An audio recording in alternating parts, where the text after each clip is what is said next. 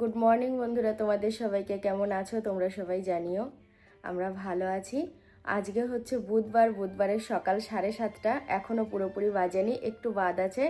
তো এখন থেকেই আমি ব্লগটা শুরু করলাম। তবে এই যে ঘুম থেকে উঠে বসেই ব্লগ শুরু করছি সেটা নয়, কিন্তু আমি বাইরে গিয়েছিলাম। আর এই যে আমার কর্তা এখানে ঘুমাচ্ছে। আজকে রাত্রে আমরা খাট ছেড়ে নিচে শুয়েছি, তার একটা কারণ আছে। কারণটা হচ্ছে খাটে আমাদের ফ্যানের হাওয়া ঠিকঠাক লাগে না, কিন্তু নিচটায় খুব সুন্দর হাওয়া লাগে। আর এসি চালালে কি হয়, অনেক সময় শীত ধরে যায়, সারা রাত এসি চললে ঘর শুকায় না, এই প্রবলেমগুলো হয়। তো সেই কারণে আমি ওকে বললাম যে চলো আমরা নিচে শুই। তো ভালোই ঘুমিয়েছি, এত সুন্দর ঘুমিয়েছি যে দেরিতে ঘুম ভেঙেছে 7টার সময়। তারপরে 7টার সময় ঘুম ভাঙার পর বাইরে থেকে এসে বসে ফোনে একটু কাজ করছিলাম, ফটো আপলোড করছিলাম। তো মা ডাকছে আমাকে, বৌমা বৌমা করে বলছে তুমি একটু তাড়াতাড়ি এসো, আর 4 জনের পর লাইন। ওই সেই চোখ স্ক্যানারে চোখটা সেই স্ক্যান করে না ওই রেশনে, তো সেইটা করতে হবে। এবার মায়ের সমস্যা আছে, হয় না, ওই চোখটা স্ক্যানার হয় না।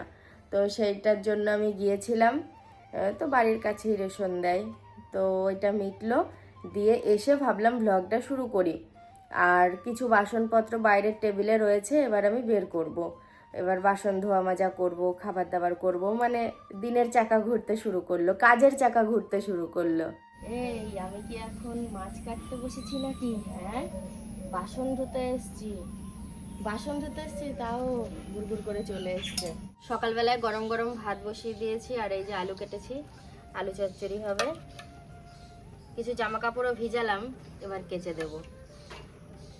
কেচে দিয়ে আমার রোদ্দুরের দরকার নেই, তো আমি ওপর ঘরে মেলে দেবো। আমার কাল না শুকায় পরশু শুকিয়ে যাবে। তাই যাবে, আজকেই যাবে। হ্যাঁ, এখানে বারবার বৃষ্টি আসবে, তোলা মেলা ভিজে থাকবে, কোনো দরকার নেই। আর আজকের ওয়েদার খুবই খারাপ, কালকে সারা রাত বৃষ্টি হয়েছে কম বেশি, আজকেও হবে। সকালবেলা থেকে সেভাবে রোদ্দুর ওঠেনি, আর উঠলেও ঝিরঝির করে পড়ছে। সকালে রান্না চাপিয়ে দিয়েও অনেক কাজ হয়। এগুলো তো প্রথমে ভিজিয়ে রেখেছিলাম, তারপরে ভাবলাম ভাত আর আলু চচ্চড়ি হচ্ছে হোক, ততক্ষণে আমি এগুলো কেচে নিই। আলু চচ্চড়িতে যদি 5 ফোড়ন না দিই আমার না ভাল লাগে না, জানো। তো একটু 5 ফোড়ন দিয়েছি, আর তার সাথে শুকনো লঙ্কা ফোড়ন, একটা কাঁচা লঙ্কাও চিড়ে দিইনি। অমনি খেতে বসে আমার কর্তা বলছে এত ঝাল খাওয়া যায়। আমার পাতে যেই ফোড়নের লঙ্কাগুলো দেখেছে অমনি ভেবেছে বিরাট কিছু ঝাল হয়ে গেছে। সকালবেলা ঘুম থেকে উঠে একটা সংসারে যা কাজ থাকে, প্রচুর পরিশ্রম হয়ে যায়। কিন্তু তা ঘুম থেকে উঠে ধরো সংসারে কাজ করে, তারপরে ধরো ভাত চাপিয়ে রান্নাবান্না করে আবার কাচাকুচি দিয়ে আমাকে বললো কিনা দেখো এইটা তুমি গিয়ে একটুখানি ছাদে গিয়ে মেলে দিয়ে আসো। তা আমি চলে এসেছি ছাদে সেরকম একটা রোদ নেই, তবু হাওয়া বাতাসে খুব তাড়াতাড়ি শুকিয়ে যাবে। তা এখানে মেলে দেবো। আর আমি তো বাড়িতে আছি, যদি বৃষ্টি পড়ে আবার তুলে নিয়ে গিয়ে নিচের ঘরে গিয়ে মেলে দেবো, ওখানে তারের ব্যবস্থা করা আছে, ওখানে গিয়ে মেলে দিলে শুকিয়ে যাবে। তা ছাদে মেলবো নাকি নিচেই দেবো আমি কিন্তু ভেবে পাচ্ছি না, বৃষ্টি কিন্তু একটু একটু পড়ছেও। তা আমার মনে হয় যে সবথেকে ভালো হচ্ছে দোতলা ঘরে যে ব্যবস্থা করা আছে ওখানে যদি আমি মেলে দিই, ওই একদিনে না হলেও দুদিনও হলেও শুকাবে। কিন্তু এখানে আবার ভিজে যাবে, আবার সেটাকে মেলতে হবে, দরকার নেই অত পরিশ্রম করা। আর ও এখন রান্না করছে, রান্না করতে করতে যদি মেলতে আসতো তাহলে ওদিকটা আবার মানে বন্ধ করে দিয়ে এখানে আসতে হতো। তা চলো এখন মেলে নিই। আমার কর্তা তো অনেকক্ষণ ছাদে গেছিলো, ছাদে বলতে দোতলার ঘরে। তো সেইখানে জামা কাপড় মেলে দিয়ে এসেছে। আমি ভাবছি এত দেরি হচ্ছে কেন, আমি ওপরে উঠে দেখছি আর নেই। তারপরে ভাবলাম কি যে ও ছাদে গেছে। তো ওই ওপরের ঘরের দোতলার জানালায় মা বসেছিল, মায়ের সাথে কিছুক্ষণ গল্প করলাম। তারপরে যে নিচে চলে এসেছি, তারপরে দেখছি আমার কর্তা রয়েছে। তো আছে যখন আমি ভাতটা ওকে দিয়ে দিই, কারণ ও তো পালাই পালাই করে আবার হয়তো বাড়ি থেকে বেরিয়ে যাবে, ওই জন্য থালাটা নিয়ে নিলাম। আর ভাত আর তরকারি এইখানেই রয়েছে। বাপি দিন কয়েক কাজে গেছিলো, তারপর ওর ছুটি আছে আজকে, তো সেই জন্যই এখানে বসে রয়েছে। আর বসে থাকলে তো গল্প সল্প হয়ই। বাপি কিছু কিছু সময় খুব মানে এক একটা এমন যা কথা বলে সে আর বলার মতো না। এমনি ও খুব মজার মানুষ, মজা করেই বলে যখন যে কথাগুলো বলে। আমাকে বলে কি বৌদি তুমি আর দাদা খুব ভালো আছো, বলছে এই ছেলে মেয়ে যে আমাকে কি জ্বালানো জ্বালায়, আর ওদের বিরক্তে আমি পাগল হয়ে যাই। শুধু ও না, আমার ননদও এক এক সময় বলে বলে তোমার মতো কপাল আমার হলে ভালো হতো। কারণ এরা দুটোই যা উৎপাত করে সে আর বলার কথা না। সায়ন কিন্তু বেশ দুষ্টু, মানে যেমন তেমন না। সোহিনী তো আছেই, তার সাথে কিন্তু সায়নও কম কিছু যায় না।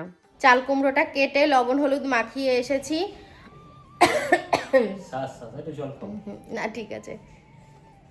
আর রাজু গেল বাজারে, ও বাজার থেকে আস্তে আস্তে আমার চাল কুমড়োটা ভাজা হয়ে যাবে, আর একদিকে ভাত বসিয়ে দেবো, মাছ নিয়ে আসবে, মাছটা রান্না করবো আর চাল কুমড়ো ভাজা, তাইলেই হয়ে যাবে আজকে। আমি যাবো দোকানে। হ্যাঁ, তুমি দোকানে কি কি আনবা শোনো। সাদা তেল ঘরে আছে, অল্প করে মৌরি এনো, অল্প করেই এনো, ঘরে তো মৌরি তেমন কিছুতে লাগে না, সেই ছাতা উঠে নষ্ট হয়ে যায়। মৌরি, ময়দা, আটা নয় ময়দা, লুচি খাওয়ার ময়দা, অল্প একটু চালের গুঁড়ো লাগবে, যদি খোলা গুঁড়ো পাও অল্প একটু 100 গ্রাম নিয়ে আসবা। তুমি বন্ধুদের সাথে গল্প করো, আমি আসছি। না তা কি আরে হ্যাঁ গো, তুমি কি ওই টাকা পিস ওদিকে কি মনে করো কি জানি, পাবদা দেখেছো, সব এক সাইজেরই হয়েছে পাবদাগুলো। তুমি এক কাজ করো, তোমার বৌদির ওই পোস্ত প্যাকেটটা কোথায় আছে ওটা বার করতে বলো। কেন আছে তো, পাবদা কি দিয়ে হবে, পাবদা পোস্ত দিয়ে। পোস্ত দিয়ে করলে সুন্দর লাগে। আজকে এই পাবদা মাছটা সর্ষে দিয়ে বানাবো, তবে প্রত্যেকটা মাছের পেটে ডিম ছিল, আমি ডিমগুলো সব বের করে আলাদা করে নিয়েছি। তবে একটা জিনিস আমি যেটা বুঝতে পারলাম, পাবদা মাছের ডিমে কিন্তু কোনো স্বাদ হয় না, আমার কাছে তো কোনো স্বাদ লাগেনি, কেমন সুজির মতো খেতে, শক্ত শক্ত ভাব। আমি ভাজার পর ডিমগুলো আমার কর্তাকে দিয়েছিলাম খেতে, বললাম তুমি খেয়ে নাও, পছন্দ করো, একটু মুখে দিয়ে বলছে ঝোলে দিয়ে দাও, সর্ষের মধ্যে দিয়ে দাও, তো ওই জন্য মানে ওর মুখেই শুনলাম। আর দেখো কি বৃষ্টি হচ্ছে, আর বৃষ্টিটা কিন্তু দারুণ লাগছে দেখতে, আমি নিচু হয়ে দেখছিলাম, আর অনেকটা টাইম জুড়ে আজকে বৃষ্টি হয়েছে জানো, যতটা টাইম বৃষ্টি হয়েছে আমি আর আমার ননদ মিলে শুধু জল ধরেছি, যত খালি জায়গা ছিল। বৃষ্টি তো সকাল থেকে পড়েই যাচ্ছে, এ কি থামবে না? না থামলে তো কোথাও বেরোতেও পারছি না, আর বেরোতে পারবো না এরকম বৃষ্টি পড়লে। তবে আমার গিন্নি এখন ঘরের মধ্যে শাড়ি পাল্টাচ্ছে, তা বিষয়টা হচ্ছে কুকিং চ্যানেলে একটা ভিডিও আছে, আজকে ভিডিও বানাতে হবে। আর এই ভাতগুলো এইভাবে কে দেয় বলো তো, এইভাবে এত ভাত কুকুরকে খায় না তো, খেলে তো ঠিক আছে, বৃষ্টিতে ওরা একটু বেড়াতে গেছে, তুমি যারা ভিজে এসে স্নান নষ্ট করলে। করা না আমার ভালো লাগে না জানো তো। থাক ঠিক আছে, পশু প্রাণীটা খেলে আমার কোনো আপত্তি নেই, নষ্ট হলে আমার খুব খারাপ লাগে। এই বারান্দাতেই তালটা ঘষবো, তারপরে গোলাটা মাখবো, আর রান্নাঘরে গিয়ে শুধু ভাজবো, ঠিক আছে? ঠিক আছে। তবে তাই হোক, 3:15 বাজে, 2 ঘন্টার মধ্যে হয়ে যাবে। আরে তাল ছাড়াতেই তো টাইম লাগে বাবা, তুমি আমার এই আলুর হাঁড়ির মধ্যে এগুলো রেখেছো, তোমাকে আলুর হাঁড়িটার কি হাল। জিজ্ঞাসা করে গেছি, এটা কি গরম মশলা এনেছো কেন?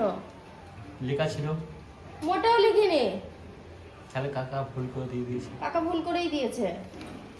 মৌরি, সুজি, দুধ, শুধু চালের গুঁড়ো বাদে সবকিছুই এনেছো। আর এই যে নারকেলটা কুড়েছি, অল্প একটু হয়েছে, নারকেলটা খুব একটা মন মতো হয়নি জানো তো, এ দেখো একটু নষ্ট নষ্ট ভাব ছিল, কিন্তু আমি দেখলাম মুখে দিয়ে, দেখতে খারাপ, খেতে খুব একটা খারাপ হয়নি, 19-20 পার্থক্য হয়েছে, বড়াই দেবো তো, ও ঠিক ম্যানেজ হয়ে যাবে, অসুবিধা নেই। কথা বলার সাথে সাথে কাজটাও করতে হবে, তালটা আগে ঝটপট ঘষি, এইটা হয়ে গেলে তালের বড়া বানাতে বেশি সময় লাগবে না। আমার গিন্নি এখন তালের বড়া বানিয়েছে, আমি এখন খাবো, আমাকে সব নামিয়ে দিয়েছে। এই তালের জন্যই যত কিছু ঝামেলা হয়েছে আজকে, এই তালের বড়া সব খেয়ে নেবো, যতই আমার গিন্নি বানাক, ওকে একটাও দেবো না। তুমি খেয়ে থাকলে বাড়ির সবাই খাবো। শুধু তালের গুণ নয় বন্ধুরা, হাতের গুণও আছে, এত টেস্ট লাগছে না তালের বড়া। তালের বড়া তো হলো, কিন্তু এখন কাজ দেখো কত, সব ধোয়া মাজা করতে হবে, প্রচুর মোছামুছি, কাজ। আবার গা দিয়ে তাল তাল গন্ধ বেরোচ্ছে, নিজের গা দিয়ে, স্নানটাও করতে হবে। হাত দিয়ে না, স্নান আর করবো না, হাত পা ধোবো সাবান দিয়ে। তুই আমাকে কি বললি বাবা? তোমার মেয়ে, এটা নিচের মেয়ে, হ্যাঁ, এটা নিচের মেয়ে। ওই নিজেরই তো ভাগ্নি, মানে তো সে মেয়ে। এটা হচ্ছে সুজুনু মা, কার মা? এটা তোমার মেয়ে, আর এটা হচ্ছে ওর মেয়ে, দুজন মেয়ে। মানে ও এটাই বলতে চাইছে সোহিনী আমাদের মেয়ে, তা ঠিকই তো বলেছিস। আচ্ছা তোর নতুন মা কোনটা? এটা কেন এবার বলছিস কেন, ওটা তো আমার মা, তাহলে আমি তো সোহিনীর মা, তোর মা হবে। ভাই বোনে নিবি, আমি মা। মানে ওর মাথায় যে কত বুদ্ধি সে আর বলার কথা না। বাইরে অনেকটা সময় বেশ সবার সাথে গল্প সল্প করলাম, সোহিনী এসছে। সোহিনী পেয়েছিস চপার? পেয়েছি, ঠান্ডা করে নিয়ে এসছে সোহিনী। আমি জানতাম ও যখন বেরিয়েছে ওর বাবার সাথে অনেকটা লেট করবে, কোনো চাপ নেই, আমি গরম খেতামও না, আমি ঠান্ডা করেই খেতাম, ভাতের সাথে খাবো বলে আনতে দিয়েছিলাম চপ আর ফুলুরি। আর যেটা বলছিলাম, বাইরে সবার সাথে বেশ ভালোই গল্প সল্প করলাম, আর আমাদের প্রকাশবাবু থাকলে কিন্তু বেশ মজাই হয়। তো যাই হোক, ও যদি একটা বেলা কোনো কারণে না আসে, ওকে অনেকটা মিস করি।